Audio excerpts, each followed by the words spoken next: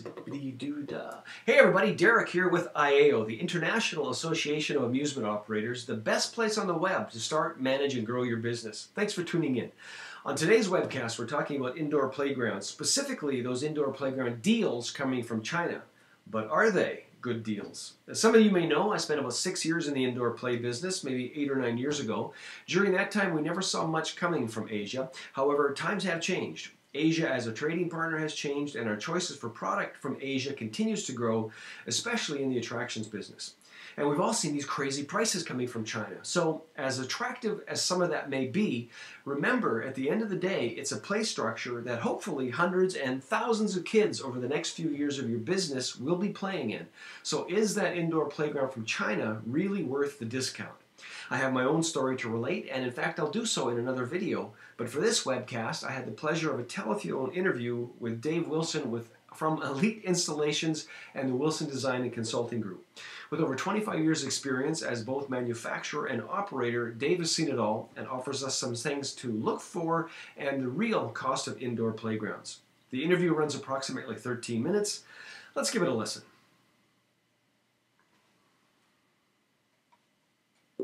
Hey Dave, welcome. Good. How are you doing? Really good, thanks. Thanks for your time. And you're no stranger to us. We've had the pleasure of speaking with you before, and we've seen you at the trade shows. And I know you have many years' experience in the indoor play business. And that, of course, is an attraction that many amusement centers are interested in, indoor playgrounds. But before we get started, how long have you been in the business? I've been in the business over 25 years. I helped to start one of the first FECs in Danbury, Connecticut. I've worked for 4 to 5 different companies. I owned my own company previous to this. And I decided to join forces with my installation company, which I've worked with for the last 15, 18 years, and start a company that would be completely full service and combine that with the consulting that I've kind of ramped up in the last couple of years. So I've been pretty busy. Yeah, and a lot of experience behind there, and I wish we had the time to kind of get into all of that. But I'm sure as you have opportunity to speak with people, and I know you've been an operator as well, so that's the reason that we wanted to call on you. As you know, we here at IAO speak with a lot of amusement developers and operators, and one of the issues that's been coming up throughout those conversations over the last year or so has been this flood of product that is now coming from Asia, and 50, 60, 70% price difference from those manufacturers here in North America. Now, I've heard a lot of stories, and unfortunately not all of them have been good in reference to operators that have purchased from Asia and then had issues once the product finally gets landed here and some other things. But from your perspective as a manufacturer, and you talk to somebody who says, hey, why should I spend an extra 70% when I can get it from here? How do you address that? What are the points that these buyers looking for such a discount are missing? Well, I'm going to start with one major factor, and that is the aspect of safety. That industry in China developed almost overnight, similar to what happened in the inflatable industry a couple of years ago, maybe 5 or 6 years ago. And what happened was, between 1 year and the next, there were 20 companies selling soft play materials. And what that means essentially is there was no due process of safety, analysis, testing, and the products themselves, the ones that I saw at the trade shows and in the field, I could tell were at that time of inferior quality. Now they've probably done a little bit better with quality in the last couple of years. And I know from my experiences consulting overseas, I've had quite a few international clients that, the Asian market caters to a lot of the overseas clientele out there. One of the biggest problems over here is they do not have a presence in the United States for service, really for putting teams here, and for basically getting replacement parts and service adequately. So I think you have two issues.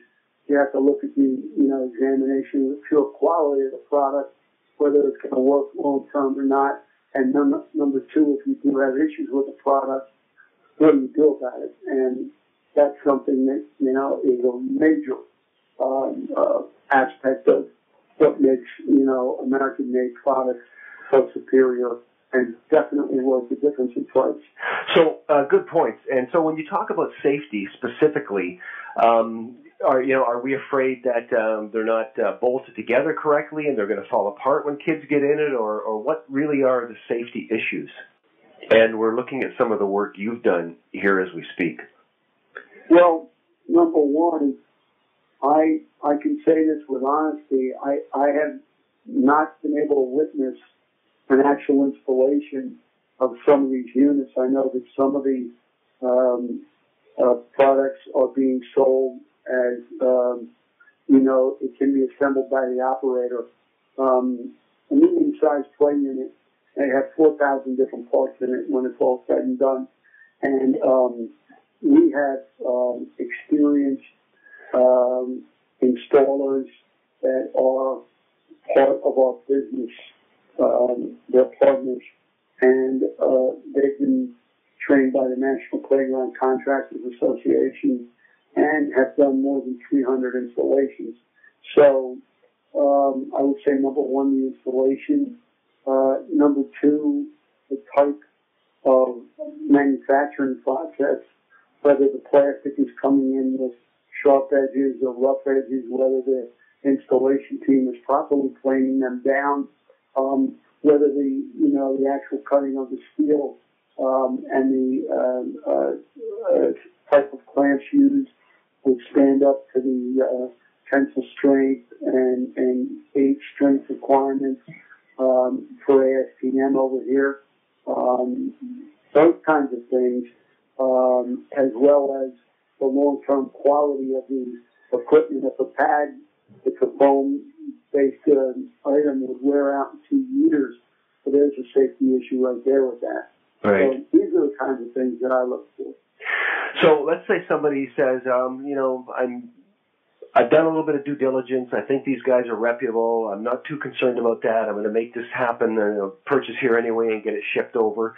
I've heard stories about once it lands, there's no installation crew that comes along, and then what happens is you fight that battle, your install date, then your startup date. All of these processes down the line get affected from that and end up costing additional money in storage and delayed opening. Speak to that. Is there anything when somebody does decide that they're going to do that? What's the process? Do they have any sort of recourse, or are they just kind of you buy it and you're on your own once it hits North American shores? Well, the problem is the recourse is to make desperate phone calls at the time of need, 2 weeks before you're open.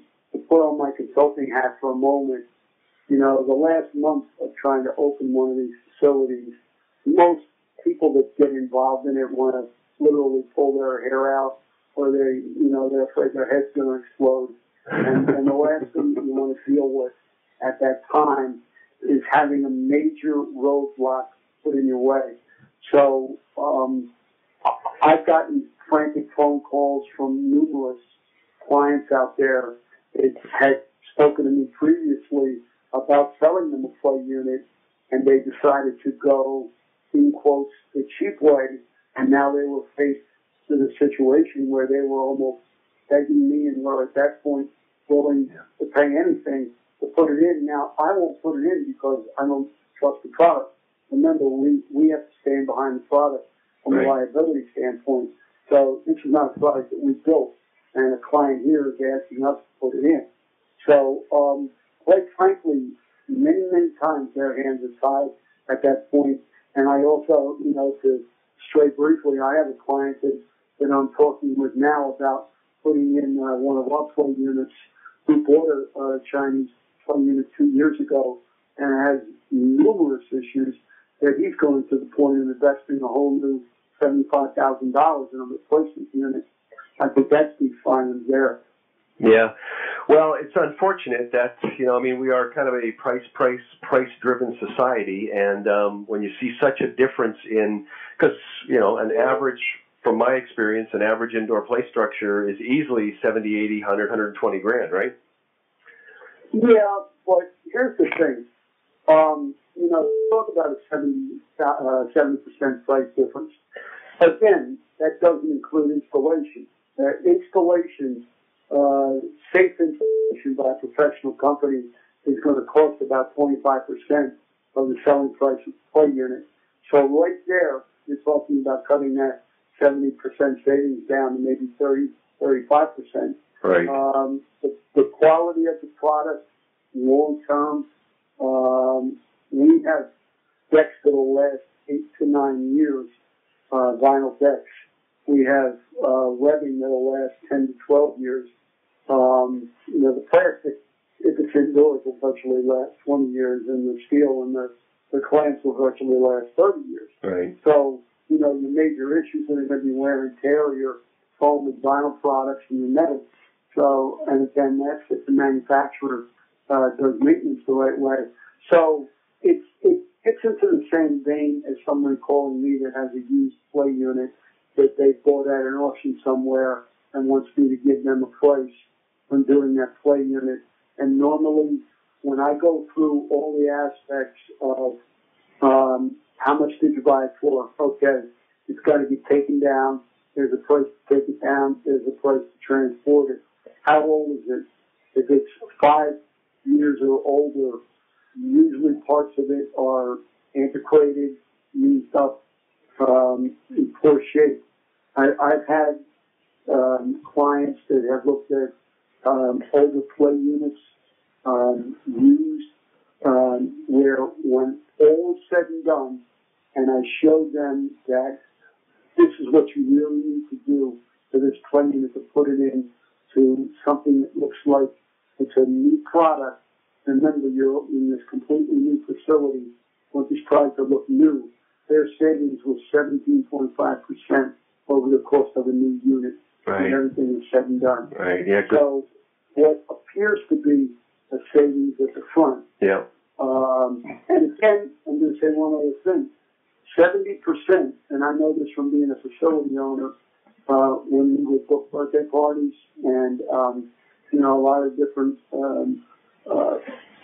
seminars I've attended and things like that and spoke at, 30% of the buying public is totally price-oriented. And they're going to buy the lowest piece of product out there, no matter what you present. Right. Right. I don't talk to that 30%. I talk to the other 70%. Yeah. And those are the people that, see value, understand value, and will make intelligent choices based on them getting knowledge of what their needs are and what their project needs are and what their budget is. Yeah. Well, all good points, and unfortunately we're running out of some time here this morning, but I guess at the end of the day, really, it's buyers be aware and, do your due diligence and know that this stuff is going on out there, and the like you said, the front end price is not always the end price. So for those that would like maybe more of your time, where can they find you on the web? They can find me at www.allkidsplay.com. They can contact me directly by phone at 973-769-2083. And the last comment I'll make is I'm a firm believer in let's buy American, let's buy North American, and keep people in this country working. Absolutely. Yeah, good final point. So Dave Wilson, once again, with Elite Installations and Wilson Design and Consulting Group. Once again, really appreciate your time, Dave, and I'm sure we'll have a chance to talk again. Thanks so much. Good, I appreciate it. Thanks for asking me. Well, there you have it, from 25 years experience. Thanks again, Dave. Appreciate your time. Hopefully everyone could make that out okay. Cell phones are not the best medium for telephone interviews, but it is what it is. If you have any experience with purchases from Asia, indoor play or otherwise, please leave your comments below. For all of us who have experienced it, it's really helpful for those who are just getting into the business to see that there is good, bad, and the ugly out there. So again, thanks for watching, and until next time, keep moving forward.